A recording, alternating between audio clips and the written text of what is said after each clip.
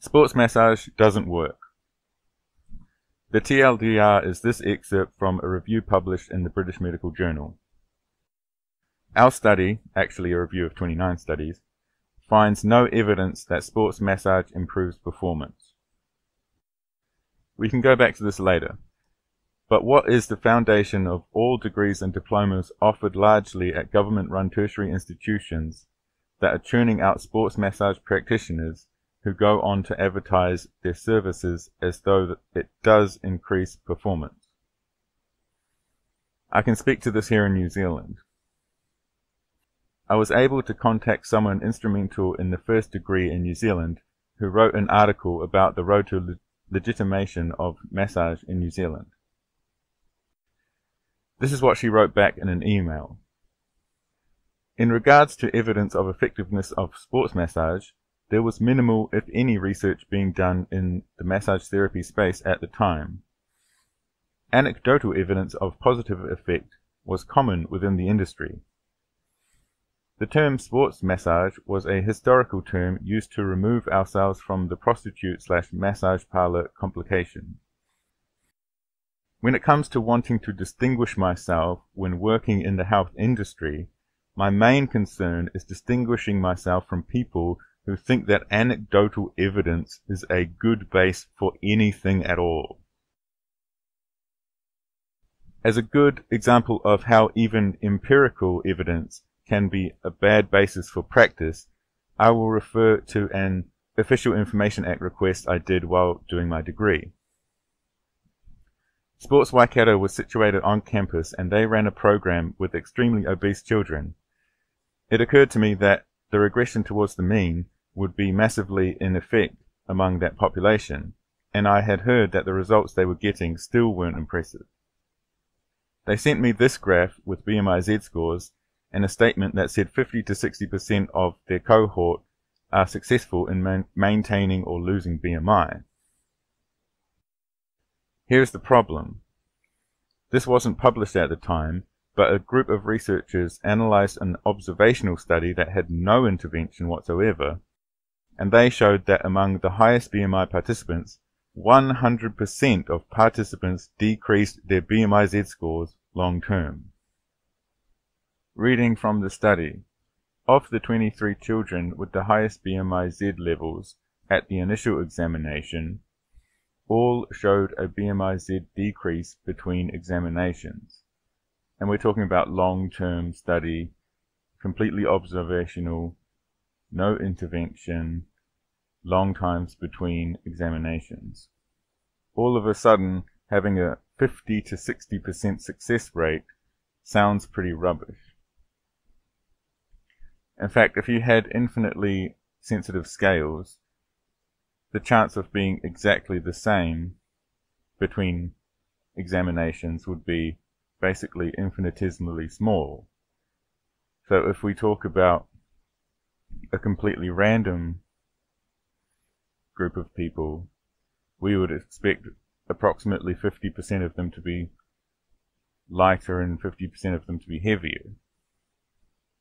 Especially when we're measuring in Z-scores, which is entirely relative to where they rank within a group of their peers. I won't elaborate on regression towards the mean, other than to say a 100% decrease in BMI Z-scores among the highest BMI Z-scores is not an unexpected result. You could look at the graph and say, the numbers are going down, let's keep funding this program. But when you realize doing nothing whatsoever is yielding better results, you realize the decreases are meaningless. Admittedly, it is hard to interpret this graph when they haven't so much as given it a title. I will point out that it's zoomed in, as ever, and at a full range of SD scores, representing the full range of BMIs, the difference looks more like this. But even then, this graph is a lot more impressive than the 50 to 60% success rate they were talking of. That's because the success rate they speak of is at the 3-year follow-up. I've made a graph to represent some estimations of what the full data might look like. And with a 55% success rate, the graph has basically returned to where it was to begin with. The 23 children from the Bogalusa data had a 100% success rate, so I have to assume their graph would look a lot more impressive. I contacted a researcher who has published papers on BMI changes in children. She had no obligation to give any great thought to what I sent her, but I'm grateful she replied. She said that even the results from the graph I showed, which we have no reason to believe represent a permanent change, are not clinically meaningful. That is to say, they don't correlate with any significant improvement in proxy measures of health. That's without addressing causality. Did the decreases have anything to do with the treatment provided?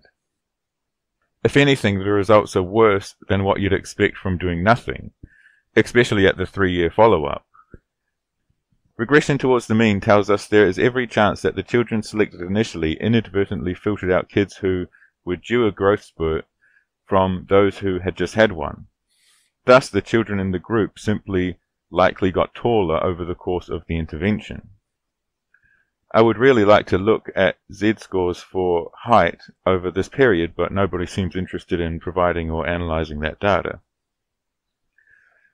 We're talking about an intervention that was funded for at least 16 years up until the pandemic, and nobody seems to be thinking critically at all, and they are dealing with empirical data.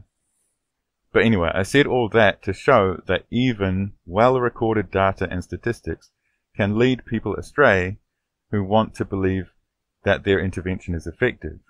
Relying on anecdotal evidence is simply a license to believe whatever you like. So when I was doing a sports science quote-unquote degree and saw that a respectable government institution with experts in the field was running a completely pointless intervention, my goal in life was not a positive one. It was basically like surviving a zombie apocalypse, where the main instinct is, how do I not become one of these people? But it's about to get worse for the Foundation of Massage in New Zealand. I was provided a reference to the early days of massage in New Zealand. The first diploma in massage in New Zealand allowed you to major in polarity therapy. I happen to know a decent amount about polarity therapy because I was randomly assigned to doing a speech and a demonstration on it in my paper in massage. I came to do the massage paper due to a process of elimination. I had to choose electives from stuff I knew enough about to know it was nonsense, and stuff I didn't know anything about, hence massage. But as soon as I started the massage paper, I decided to read the scientific research and realized there was no scientific backing for any of it. At least that is, sports massage in particular. On a phone call to NZQA, New Zealand Qualifications Authority, they tried to tell me that content on degrees in New Zealand are sensitive to the scientific literature, which I immediately refuted. I'll play a clip from that phone call now, and then we can come back to polarity therapy later. Amended because things change, and they are amended because new research is discovered. Listen to me. They are not amended when new research is discovered, because I did a sports science degree in 2011, and then I was put in a sports massage in 2012. I looked at the research then and said there is absolutely no benefit from this procedure. Part of that was they invited us to go and do pre-competition massage at a soccer event for children. The implication being that if we do this pre-competition massage, it's going to help them with their sports. There was a study in 2010 by Ian Fletcher that showed that actually pre-competition massage inhibited their ability to run and decreased their performance. There was never any evidence that this works. So I'm basically invited, hey, come and rub down these children and you'll get paid for it and it will help towards your course. Like, why am I in that situation, you know? Yeah. There's absolutely zero credibility to any of that science. There's no ethical undermining reason why we would do that. And I'm sitting here saying, I don't want anything to do with this course. This is nonsense, and it was advertised as a sports science degree. And now I'm in a situation where, because I was looking at sports science and sports massage and seeing that it had no benefit, I assumed that there was no benefit of massage. So I didn't look at any of the other studies. But now when I look, I'm finding a huge amount of evidence that there is benefit from massage. And I'm saying, well, I want to get into massage then, but every course is going to force me to do sports massage as though it's a real thing. And every time I look at massage places in the area where they're offering sports massage, they're saying stuff like, this is good for, increasing maximum training levels, promotes quicker returns, contributes to peak muscular functioning. Those are all lies, and that is all false advertising. But the reason they're saying is that is because they were taught it on their degree. So what I don't just want to have this cancelled. I want to preemptively change the curriculum so that I can get qualified in this area. Yes. Because, next time I might go on a course and they might require me to go and feel up children at an event in order to get my qualifications. And I'm going to no, the whole pretense is why we're doing this is that it helps them in some way, and it does not. So it's just absolutely creepy and weird. I want nothing to do with that. You might have noticed a plot twist in there that there is good scientific evidence that regular massage does actually have benefits. So why would a main source of knowledge on a degree be a man born in Austria espousing crazy occult beliefs? I am talking, of course, of Rudolf Stone, the man who made up polarity therapy. We had to give, as part of the massage paper, a speech and demonstration on alternative therapies. I said very frankly, what if we think it is bollocks? And when it came to the demonstration, I totally made fun of it. But I remember the teacher recommending a textbook that included polarity therapy in it.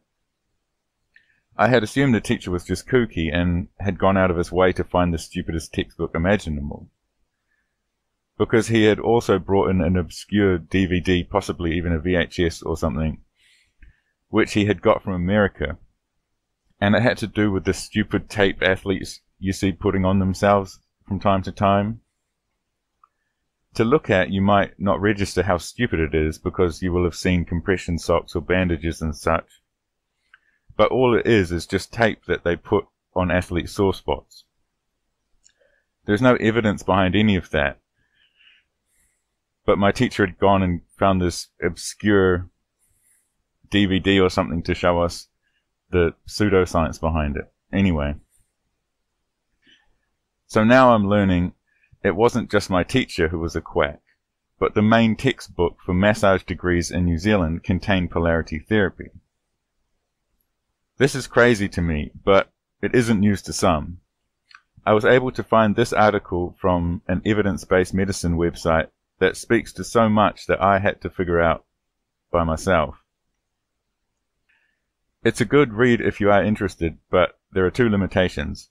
One, it was published in 2015, and most of the science I've read came out since then. And two, it doesn't really address sports massage. And I find sports massage to be particularly pernicious because it's not purporting to be based on any metaphysical belief system. It presents as being totally physiologically and anatomically based, which it is, but a mere hypothesis doesn't make something scientific or evidence-based. Congratulations for stating your theories in a way that can be disprovable. That part is scientific. The problem is that in doing so, you have opened them up to being disproved, which they have been. I've put together some excerpts from this article. The whole profession has become infiltrated with pseudoscience. Well, no, it hasn't. It was that to begin with. But, okay. Moving along. Its associations, its schools, its continuing education. They operate off a closed-loop Fox guards the henhouse regulatory system. This is called regulatory capture. It's absolutely a thing. While New Zealand is yet to be regulated, I can see how, if it were to be regulated, the quote-unquote experts would be those with the massage degrees. And who would it be lobbying for regulations? That would be Massage New Zealand Incorporated.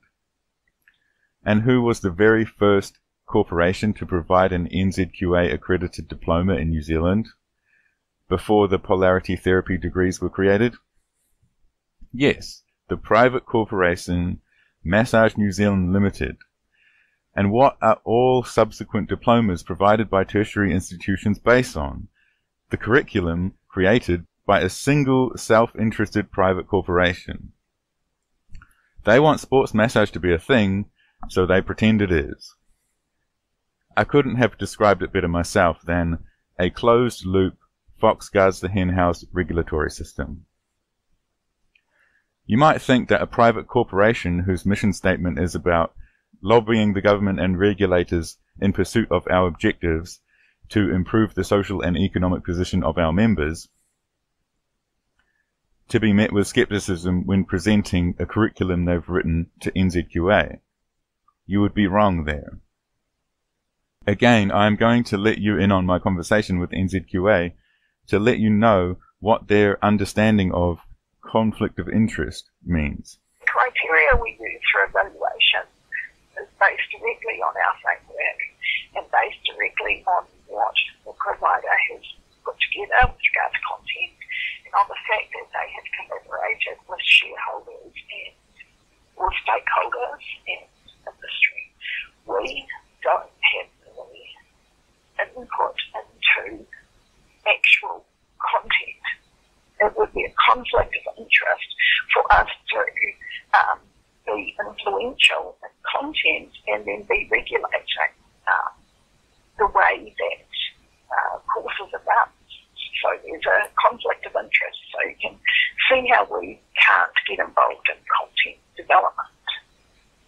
Okay, but I would have thought that by definition stakeholders would be the people who would be likely to have a conflict of interest. Anyway, I don't want to debate that. I just want to say, so education providers are actually forced to consult with stakeholders and industry. And you can bet the same is true of any regulation or legislation also. Stop saying, I am against unfettered capitalism, we need to regulate the market.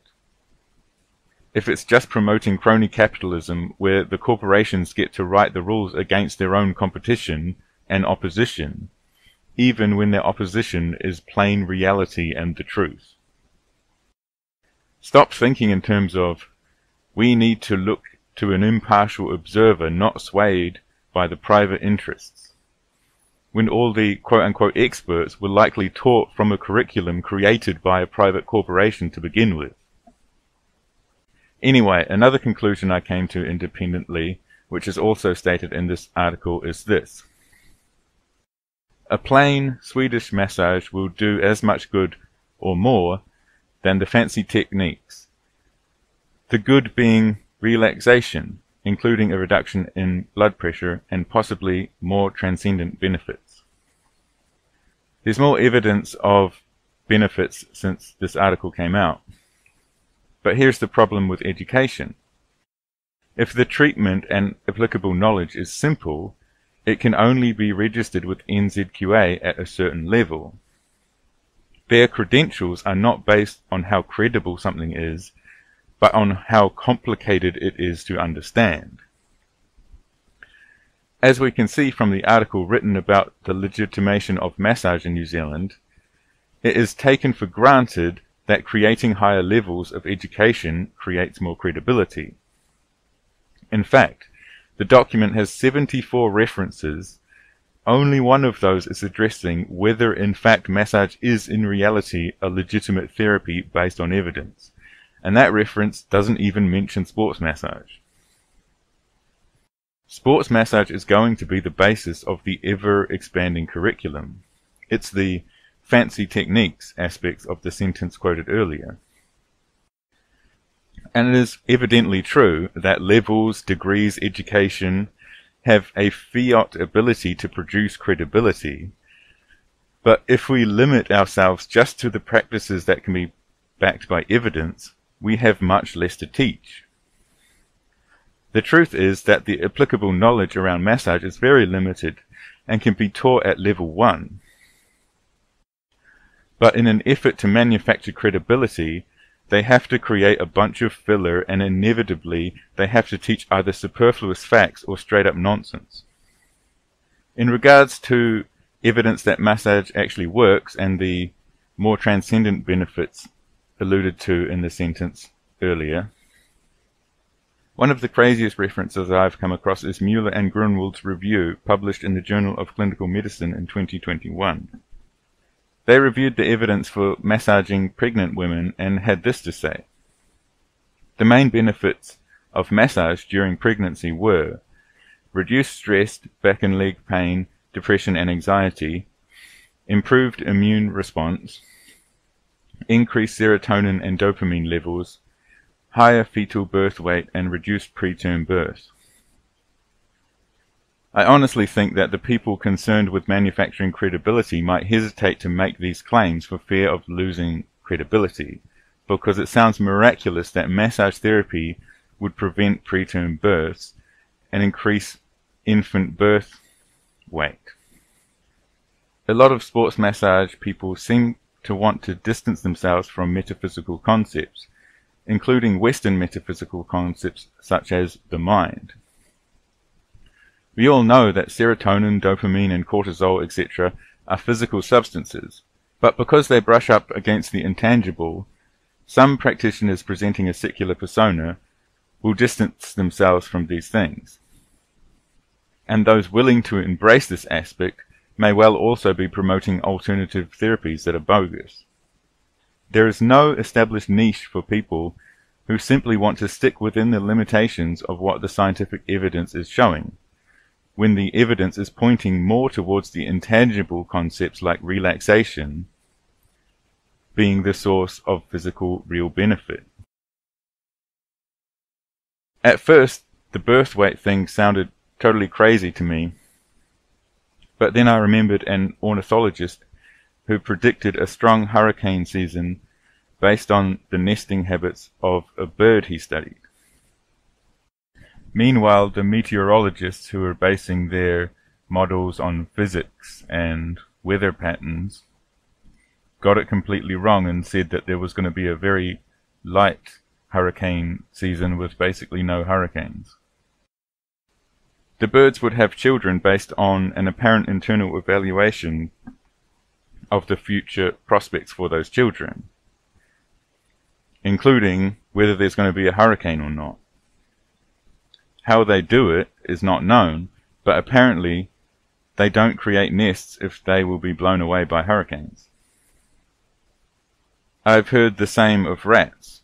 When Māori came to New Zealand, they brought rats along because they observed that they would breed in anticipation of good seasons.